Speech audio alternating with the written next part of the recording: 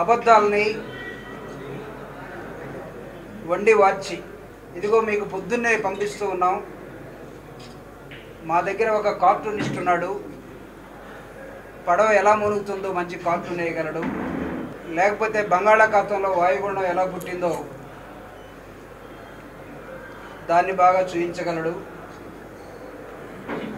కొన్ని పత్రికలు ప్రభుత్వం మీద, జగన్మోహన్ రెడ్డి గారి మీద, ఈ రాష్ట్రంలో జరుగుతున్నటువంటి అభివృద్ధి సంక్షేమం మీద దుమ్మెత్తి పోస్తున్నటువంటి సమయంలో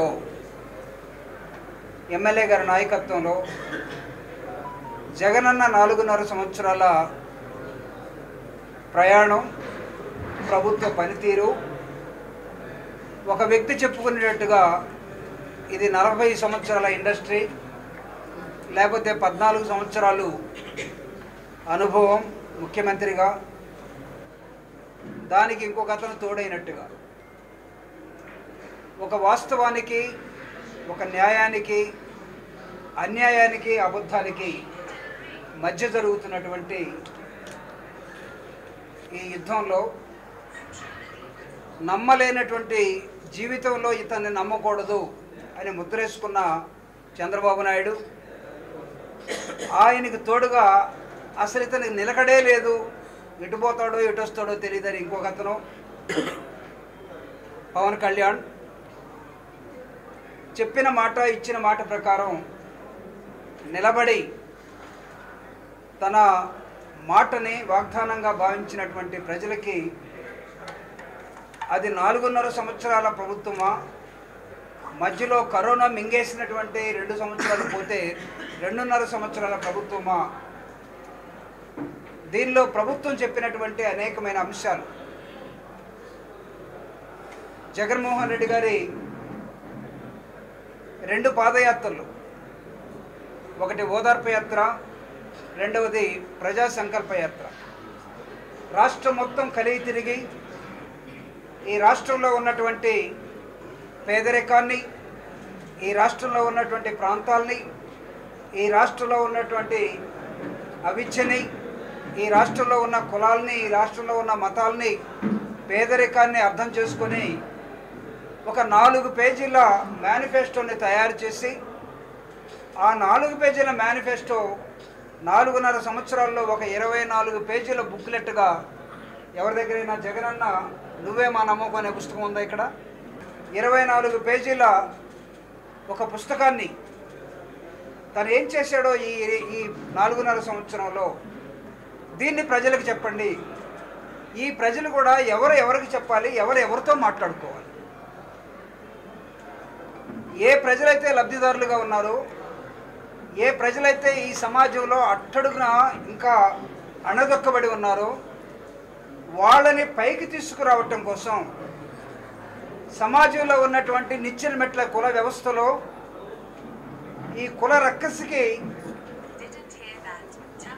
తగిలి పాడైపోయినటువంటి చాలామంది, వారితో పాటు అట్టడుగున ఉన్నటువంటి వర్గాల్ని పైకి తీసుకురావటమే కదా ప్రభుత్వం అంటే. ప్రభుత్వం అంటే నా కులమనో, ప్రభుత్వం అంటే నా వర్గమనో, ప్రభుత్వం అంటే నా వ్యాపారమనో, ప్రభుత్వం అంటే వీళ్ళందరూ కూడా నా బినామీలను భావించే చంద్రబాబు నాయుడు లేదా గత ప్రభుత్వాలు కాదు. ప్రభుత్వం అంటే ప్రజలకి ప్రభుత్వాన్ని వాడటం. దాదాపు 4 కోట్ల మంది ఈ సమయానికి రాష్ట్రంలో, ఇదిగో జగనన్న ఇప్పుడే భీమవరంలో మాట్లాడుతూ ఉన్నాడు, బహిరంగ సభలో కొన్ని వేల మంది మధ్య నా ప్రభుత్వం ఈ రాష్ట్రంలో చేసినటువంటి అనేకమైనటువంటి సంక్షేమ అభివృద్ధి కార్యక్రమాలని మీ ముందుకు తీసుకొచ్చే క్రమంలో ఒకవైపు నేను బహిరంగ సభల ద్వారా వస్తున్నాను, రెండో వైపు బస్సు యాత్ర ద్వారా సామాజిక న్యాయ యాత్ర కూడా జరుగుతూ ఉన్నది. దానిలో మాట్లాడే వక్తలు కానీ, దానిలో మాట్లాడే ప్రసంగికులు కానీ, దానిలో మాట్లాడే వైఎస్ఆర్ కాంగ్రెస్ పార్టీ నాయకులు కానీ వీళ్ళందరూ కూడా సమాజంలో నెగ్లెక్టెడ్ కమ్యూనిటీస్గా ఉండి, ఇదిగో జగనన్న అధికారంలోకి వచ్చిన తర్వాత నాయకత్వ లక్షణాలని పుణుకుపుచ్చుకొని ప్రభుత్వం ఇచ్చినటువంటి అనేకమైన అంశాలని ప్రజలకు చెప్పే క్రమంలో ఈ రోజు వరకు నాకున్న లెక్కల ప్రకారం దాదాపు 2,40,000 కోట్ల రూపాయలని ఈ ప్రభుత్వం ఈ రాష్ట్రంలో లబ్ధిదారులకి బ్యాంకుల ద్వారా మధ్య వ్యక్తులు లేకుండా చంద్రబాబు నాయుడు గారు లాగా ఆ జన్మభూమి కమిటీలో లేకపోతే పార్టీ కార్యకర్త చెప్తేనే ఇచ్చే సిస్టమ్ కాకుండా కార్యకర్తకు తెలియకుండా, నాయకుడికి తెలియకుండా, ఎమ్మెల్యేకి తెలియకుండా, మంత్రికి తెలియకుండా, ఎంపీకి తెలియకుండా నిజమైన లబ్ధిదారుడిని ఎంపిక చేసి ప్రభుత్వమే ఆ లబ్ధిదారుడికి అనేకమైన అంశాల్లో అండగా నిలబడేటువంటి అంశం కనబడుతూ ఉంది. దీన్ని ఈ అబద్ధాల కోరు వాళ్ళు, ఈ నిలకడలేనటువంటి మనుషులు ఏమంటున్నారంటే జగన్ ఈ సమాజాన్ని దోచి పేదలకు పెడతా ఉన్నాడు, దీనిలో అభివృద్ధి కనపడటం లేదు, పేదలందరూ కూడా ఏమవుతారో తెలియదు, కాబట్టి ఈ దోపిడీని ఆపాలంటున్నారు దోపిడీదారులు. ఈ దోపిడీ వ్యవస్థని జగన్మోహన్ రెడ్డి గారి భాషలో చెప్పాలంటే సంపన్న వర్గాలు ఒకవైపు, పేదలు ఒకవైపు, లబ్ధిదారులు ఒకవైపు, బడా పెట్టుబడిదారులు ఒకవైపు, ఉన్నతమైన వర్గాలకే కొమ్ము కాసే రాజకీయ పార్టీ ఒకవైపు, పేద వర్గాల్ని హక్కును చేర్చుకునే ప్రభుత్వాన్ని పేదలకు పెంచే ప్రభుత్వం ఒకవైపు, చిన్న వయసులో మాట మీద నిలబడే వ్యక్తి ఒకవైపు, ముసలివాడైనా చనిపోవడానికి సిద్ధంగా ఉన్న వయసులో నిత్యం అబద్ధాలు చెప్పే ఒక వ్యక్తి ఒకవైపు, సినిమాల్లో నటించలేక పాత్రలు తగ్గుతున్న నేపథ్యంలో వాళ్ళ అన్నతోటి 15 సంవత్సరాల క్రితం ప్రారంభించిన ఏం పట్టది ప్రజారాజ్యం, దానిలో యువరాజ్యానికి ఈయన యువరాజు, దాన్ని వదిలేశాడు. అది ఎటుపోయిందో తెలియదు, వాళ్ళన్నీ ఎటుపోయాడో తెలియదు. ఈరోజు జగన్మోహన్ రెడ్డి గారిని ఛాలెంజ్ చేయడం కోసం 2019లో చంద్రబాబు నాయుడుతో విడిపోయి, 2014లో చంద్రబాబు నాయుడుతో కలిసి, 2024లో మళ్ళీ అదే చంద్రబాబు నాయుడు అదే పవన్ కళ్యాణ్ కలిసి జగన్మోహన్ రెడ్డి గారిని ఓడించడమే ప్రధానమైనటువంటి లక్ష్యం. నేను అడుగుతున్నా, మీరు గెలవగలరా? ఇదిగో ఇక్కడ ఉన్నటువంటి ఎమ్మెల్యేని, ఈ ఎమ్మెల్యే గారు చేసినటువంటి అభివృద్ధి కార్యక్రమాల్ని దాదాపు 800 కోట్ల రూపాయలతోటి తను వేసినటువంటి రోడ్స్ కానీ, తను వేసినటువంటి గ్రామాల్లో, పల్లెల్లో, లేకపోతే బస్తీల్లో వేసినటువంటి చిన్న చిన్న సిమెంట్ రోడ్లు కానీ, ఈ డెవలప్మెంట్ తోటి మీరు ఎప్పుడైనా డెవలప్మెంట్ చేశారా? మీ 40 సంవత్సరాలు కానీ, లేకపోతే అధికారానికి అర్హులు చూస్తున్నటువంటి పవన్ కళ్యాణ్ గారు కానీ ఏ రోజైనా సరే జగన్మోహన్ రెడ్డి గారు వర్క్ తోటి పోటీ పడ్డారో నేను అడుగుతా ఉన్నా. జగన్మోహన్ రెడ్డి గారు నాడు నేడు తీసుకొచ్చాడు, జగన్మోహన్ రెడ్డి గారు అమ్మఒడి తీసుకొచ్చాడు, జగన్మోహన్ రెడ్డి గారు చేయూత తీసుకొచ్చాడు. ఈ విధంగా చూస్తే అనేకమైన అంశాల్ని లబ్ధిదారులను ఎక్కడి నుంచో తీసుకొచ్చి ప్రభుత్వం మీదని చెప్తున్న నేపథ్యంలో కనీసం ఒక్కటన్నా మీకు జగన్మోహన్ రెడ్డి చేసిన మంచి పని కనపడటం లేదా? ఏ విధంగా మీరు భావిస్తారు జగన్మోహన్ రెడ్డి గారు రాష్ట్రాన్ని దోచుకుపోయాడని, లేకపోతే అప్పుల్లోకి నెట్టాడని, శ్రీలంకలాగా చేసాడట? నేను అడుగుతూ ఉన్నా, చంద్రబాబు నాయుడు నువ్వు పరిపాలించిన కాలంలో ఈ రాష్ట్రం అప్పుల్లో లేదా? పవన్ కళ్యాణ్ మీ అన్న పొత్తు పెట్టుకున్న రాజ్య పార్టీతోటి మీ అన్న పరిపాలించినప్పుడు అప్పుల్లో లేదా? ఈ దేశంలో అప్పు ఉన్నది. 142 కోట్ల ప్రజలున్న ఈ దేశంలో 152 లక్షల కోట్ల అప్పు ఉన్నదని కేంద్ర ప్రభుత్వం చెప్తూ ఉన్నది. మోడీ ప్రకటించాడు, నిర్మలా సీతారామన్ ప్రకటించారు. ఈ రాష్ట్రానికి అప్పు ఉన్నది. అప్పు ఇవ్వటానికే రిజర్వ్ బ్యాంక్ ఉంది, కేంద్ర ప్రభుత్వం అప్పుల్లో పడితే ఇవ్వటానికే ప్రపంచ బ్యాంక్ ఉంది. ఈ 2 బ్యాంకుల్ని ఎందుకు మనం స్థాపించుకున్నామో ఒకసారి అర్థం చేసుకోకండి. అప్పులు లేకుండా నడపడానికి ఇదేం మీ పాల ఫ్యాక్టరీ కాదు. అప్పులు లేకుండా రెమ్యునరేషన్ తీసుకొని యాక్షన్ చేసి సినిమా ఫెయిల్ అయినా సరే నాకు డబ్బులు వచ్చిన భావించడానికి ఇది సినిమా కాదు. ఇది నిజ జీవితం పరిపాలన. నిజ జీవితంలో నిలబడటానికి చేతగానటువంటి ఇద్దరు వ్యక్తులు, ఒకడు భుజం మీద ఒకడు, ఒకడు తొడ మీద ఒకడు, ఒకడిని ఆధారం చేసుకుని ఒకడు, ఎన్నుముకు లేని ఒకడు, ఇద్దరు కలిస్తే తప్ప జగన్మోహన్ రెడ్డి గారిని ఓడించేమనే మాట రానటువంటి వాళ్ళు ఒకళ్ళు. వాళ్ళకి ఛాలెంజ్ ఈరోజు ఈ రాష్ట్రంలో జరుగుతూ ఉన్నది. బస్సు యాత్ర పేదలు మాట్లాడుతూ ఉన్నారు. ఇదిగో ఇక్కడ ఒక ఎస్టీ, ఇక్కడ ఒక ఎస్సీ, ఇక్కడ ఒక మైనారిటీ, మేము మాట్లాడుతున్నాం. రెడ్డి గారిని, ఎమ్మెల్యే గారిని మాట్లాడవద్దు, మీరు పని మాత్రమే చేయండి. మీ తరపున ఈరోజు ఈ గొంతులు మాట్లాడబోతూ ఉన్నాయి. ఈరోజు డెవలప్మెంట్ కానీ, ప్రభుత్వాన్ని కానీ చేరని, ఇంతకాలం చేరినటువంటి ప్రాంతాలకి చేరింది. We're trying to reach so far unreached areas. ఇప్పుడు దాకా చేరినటువంటి ప్రాంతాలకి జగన్మోహన్ రెడ్డి గారు చేరారు. అసలు మాట్లాడటానికి గొంతు, వాయిస్ లేనటువంటి వాళ్ళ తరపున we have become the voice of voiceless. వాళ్ళ వాయిస్గా పేద వర్గాలకు సంబంధించినటువంటి వాళ్ళు, జగన్కు అండగా ఉండేటువంటి వాళ్ళు ఈరోజు మాట్లాడుతూ ఉన్నారు. చంద్రబాబు నాయుడు ఎప్పుడైనా రెండో వాడిని మాట్లాడించాడా? మైక్ పట్టుకుంటే చాలు 2 గంటలు మాట్లాడతారు తనే. రెండో వాడికి నో ఛాన్స్ అట్ ఆల్, ఉత్సవ విగ్రహాలుగా ఉండాల్సిందే. కానీ ఈరోజు జగన్మోహన్ రెడ్డి గారి ఆలోచన విధానం వర్ధిల్లటం కోసం ఏమిటి ఈయన ఆలోచన విధానం అని కూడా మీరు అడగవచ్చు. ఆయనకున్నటువంటి ఒక ప్రత్యేకమైన ఆలోచన విధానం ఈ రాష్ట్రం పట్ల, ఈ రాష్ట్రంలో ఉన్నటువంటి దుఃఖం పోవాలి, ఈ రాష్ట్రంలో ఉన్నటువంటి ఆకలి పోవాలి, ఈ రాష్ట్రంలో ఉన్నటువంటి అంతరాలు పోవాలి. ఈ రాష్ట్రం డాక్టర్ బాబాసాహెబ్ అంబేద్కర్ ఆశించినట్టుగా, కళ్ళగన్నట్టుగా, కులరహితంగా, లేకపోతే ఉన్నవాడు లేనివాడు దీన్ని బ్రిడ్జ్ చేసుకునే క్రమంలో పరిపాలన ఉండాలని చెప్పి చేస్తున్నటువంటి జగనన్న ఆలోచన విధానాన్ని ఈరోజు ప్రజలందరికీ చెప్పడం కోసం, ఇదిగో వెంకటరామరెడ్డి గారు చేస్తున్నటువంటి అంకితమైన రాజకీయాలు, పేదరిక నిర్మూలన కోసం జగనన్న ఆలోచన ఏ విధంగా ముందుకు తీసుకెళ్తున్నాడో రాష్ట్రం అంతా తిరిగి జగనన్న ఆలోచన విధానం వర్ధిల్లాలని చెప్పే క్రమంలో డాక్టర్ బాబాసాహెబ్ అంబేద్కర్ ఏం ఆశించాడో 76 సంవత్సరాల తర్వాత ఈ రాష్ట్రం, 76 సంవత్సరాల తర్వాత ఈ దేశం అభివృద్ధి చెందిన దేశాల సరసన ఎందుకు లేకుండా పోయింది? అబ్దుల్ కలాం ఏం భావించాడు? అబ్దుల్ కలాం 50,000 మందితోటి మాట్లాడితే 50,000 మందిలో ఈ దేశం అభివృద్ధి చెందడం కోసం మనం ఏం చేయాలి అనే ఒక ఆలోచన తీసుకోవడం జరిగింది. ఈ రాష్ట్రం అభివృద్ధి చెందుతున్న సమయంలో ఈ దేశంలో ఉన్నటువంటి అన్ని రంగాల్లో జగన్మోహన్ రెడ్డి గారి ప్రభుత్వం నంబర్ 1గా నిలబడుతున్న సమయంలో ఇదిగో కొన్ని పిచ్చి కుక్కలు, కొన్ని కుక్కమతి పిందులు జగన్ను ఓడించడమే ప్రధానమైన లక్ష్యంగా భావించి ముందుకొస్తున్న నేపథ్యంలో నిజం నిద్రలేసే లోపల అబద్ధ ప్రపంచం అంతా తిరిగి వచ్చిందట. ఈ అబద్ధాన్ని తరిమి కొట్టడం కోసం ఇదిగో మా ఒంటి మీద స్వేద బిందువులు ఉన్నాయి. ఈ స్వేద బిందువులే సాక్ష్యం. రాళ్లు పండే రాయలసీమలో కూడా మేము రత్నాలు పండించి తీరుతామని ఈరోజు ఒక నినాదానికి వచ్చారు. మా ఒంటి మీద స్వేదం, భూమిలో చినుకు పడకపోయినా సరే పైన ఉన్నటువంటి ఆకాశం వైపు చూసి వర్షాన్ని కురిపించేటటువంటి ఒక దృక్పథం ఉన్నటువంటి నాయకత్వం ఈరోజు కనబడతా ఉంది. దీన్ని ఛాలెంజ్ చేయడం కోసం ఈరోజు అబద్ధాల కోర్లుగా ఉన్నటువంటి వీళ్ళు మాట్లాడే ప్రతి దాన్ని కూడా ఖండించాల్సిన అవసరం ఉంది. ఎందుకు చెప్తున్నానంటే మనమందరం కూడా చేసినటువంటి అభివృద్ధిని, సంక్షేమాన్ని, మాట్లాడుతున్న అబద్ధాలని ఖండించకుండా పోయామంటే అదే నిజం అనుకుని నమ్మే ఒక వాతావరణం. కొన్ని పత్రికలు 1, 2 కొన్ని ఛానల్స్ పొద్దున్న లేచిన కానించి సాయంత్రం దాకా అదే పనిలో ఉండిపోయాయి.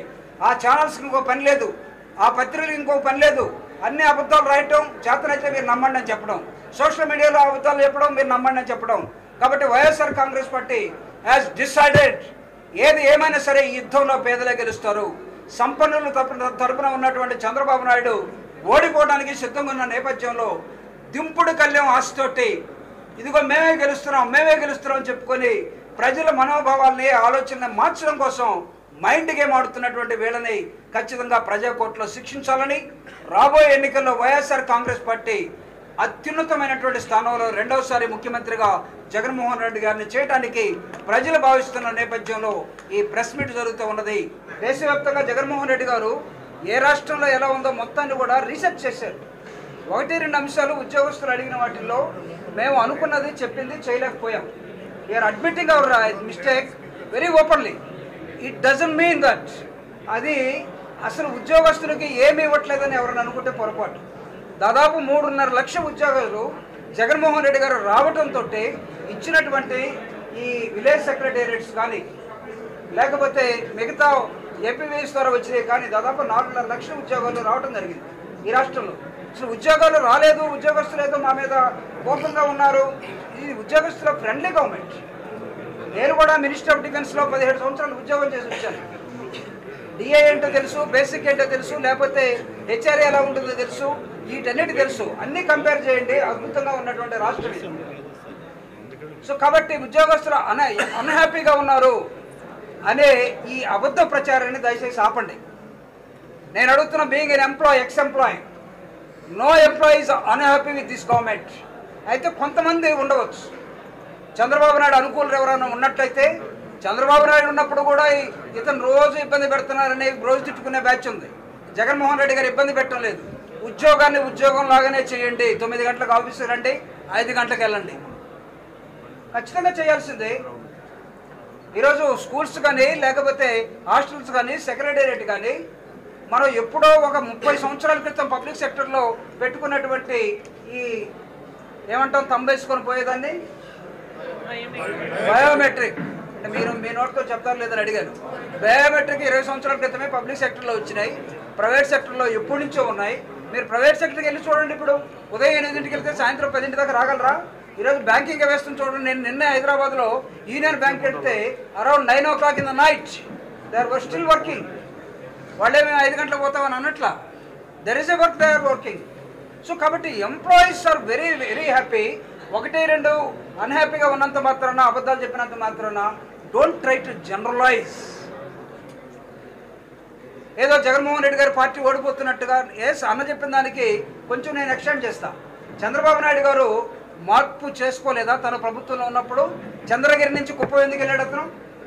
చంద్రగిరి నుంచి కుప్పం ఎందుకు వెళ్ళాడు? ఓడిపోతాడని కాదా? ఎస్, మేము కూడా ఎక్కడైనా మిస్టేక్ ఉంటే, ఎవరైనా ఎమ్మెల్యేలు కొద్దిగా ల్యాగింగ్లో ఉంటే, అన్న చెప్పినట్టుగా సర్వీస్ ఆయన మా సర్వేలో కొద్దిగా ఇది వస్తే అతన్ని తీసేసో, లేకపోతే ఇంకో ప్లేసుకు పంపో, లేకపోతే అతనికి బాబు నువ్వు కాదులే ఇంకొకటి పెడతావు అని చెప్పి చేసుకుంటావు. It is our party and our wish. 175 స్థానాలు ఎవడెవడికి ఇవ్వాలి? Who is the right man trying to put in the right place. దీనిలో మీకెవడికి హక్కు ఉంది? అసలు మీకంటే మీకు కాదు, ప్రతిపక్షాలకి ఎవడికి హక్కు ఉంది? చిరంజీవి, నేను అడుగుతున్న Pawan Kalyan, can you atleast identify your candidates in 175 constituencies? 24 సీట్లకే 15 సీట్లుగా పరిమితం అవుతున్నాడు. 15 సీట్లు గట్ట సిగ్గు వాళ్ళ అన్నకు 18 వచ్చినాయి. ఇతను 15కే పరిమితం అవుతున్నాడట. ఇతను ముఖ్యమంత్రి అవుతాడట. ఇతనికి ఒక కళ ఉందట. ఇతను ఏం చదువుకున్నాడో మాకైతే అర్థం కాలేదు. నెల్లూరు పోతే మా నాన్న డిగ్రీ చదివించానంటాడు, రాజమండ్రి పోతే నేను ఇంటర్మీడియట్ ఫెయిల్ అంటాడు, అనంతపూర్ వస్తే నేను 7th క్లాసే చదువుకున్నాను అంటాడు. ఇతను సినిమా అంటారు పోయి నేటానికి క్యా బోల్ రే క్యా? తెలంగాణ పోతే ఆ బర్రె లెక్క ఎక్కడరా? She's more better than Pawan Kalyan. So మీరు పవన్ కళ్యాణ్ దగ్గర పెట్టుకొని జగన్మోహన్ రెడ్డి గారు సీట్లు మార్చేస్తున్నారు. మార్చేస్తే నీకేంటయా? మా లక్ష్యం మేము చెప్తున్నాం ఈ రోజు కూడా. So our target is 175 out of 175. మీరు ఉన్నటువంటి మై డియర్ ఫ్రెండ్స్, మీ పిల్లవాడిని, మీ పాపని మీరు నారాయణలో చేర్చాలని చూస్తారా, లేకపోతే టీచర్లను బడిలో చేర్చాలని చూస్తారా? మంచి ఎస్టాబ్లిష్మెంట్ ఉన్న స్కూల్లో చేర్చాలని చూస్తారా? ఐఐటి రావాలని కోరుకుంటారా? ఐఐఎం రావాలని కోరుకుంటారా? లేకపోతే మీకు ఐఏఎస్ రావాలని కోరుకుంటారా? లేకపోతే మా వాడు ఐఐటి వద్దు ఐటీఎస్ అయితే చాలని కోరుకుంటారా? మీ పిల్లలు మాత్రం, మీరు మాత్రం అద్భుతమైనటువంటి గోల్స్ ఉండాలి. జగన్మోహన్ రెడ్డికి మాత్రం 175కి 175. అసలు ఎవడు చెప్పాడు? అసలు ఏ రాజకీయ పార్టీ అయినా సరే 175కి 175 పెట్టుకోవాల్సిందే. జగన్మోహన్ రెడ్డి గారు పెట్టుకుంటే దీనిలో ఆశ్చర్యం ఏముంది అసలు? You people are wondering. నాకు బూతులు వస్తున్నాయి ఇంగ్లీష్లో, సార్ బూతులు అనకూడదు. మీకు లక్ష్యం వైపు దృష్టి లేక మీరు అప్పుడప్పుడు వచ్చిపోయే ఉడతలాగా మమ్మల్ని క్వశ్చన్ చేసే క్రమంలో ప్రజల్ని నమ్మించడం కోసం జగన్మోహన్ రెడ్డి దగ్గర నుంచి కొంతమంది బయటకు వస్తారట. ఒకడు వల పట్టుకున్నాడు, ఇంకోటి ఏం పట్టుకున్నాడు, అదేదో ఒక స్టోరీ ఒకటి ఉంది. వల పట్టుకుంటే ఏమైనా పైకి ఎత్తుకుపోయింది. ఏంటి? కొంగలు. ఏముండవు. మారటం అంటారా? ఒకరిద్దరు మారితే ఇది quite natural in politics, quite natural. ఒక్కోసారి కూర బాగా వండలేదని భర్త భార్య మీద కోపడ్డాడు అనుకో, ఆవేమనుకుంటుంది, ఒక ఫోటో సర్దుకోబ్బా, ఒకటి నువ్వు మార్చాలనుకున్నావు, నువ్వేమోయా మాట్లాడటానికి? మేం కదా బాధపడాల్సింది, ఇది మా ఇల్లు కదా. Who are you to enter in to my house? What authority you people having? You don't have any right to talk bad thing, to talk nonsense, rubbish always. మీ చేతనైతే మీరు మీ దగ్గర నుంచి ఓడి పోకుండా చూసుకోండి, మీ దగ్గర నుంచి మా దగ్గర రాకుండా చూసుకోండి. మా 175 ఎలా చేయాలో మాకు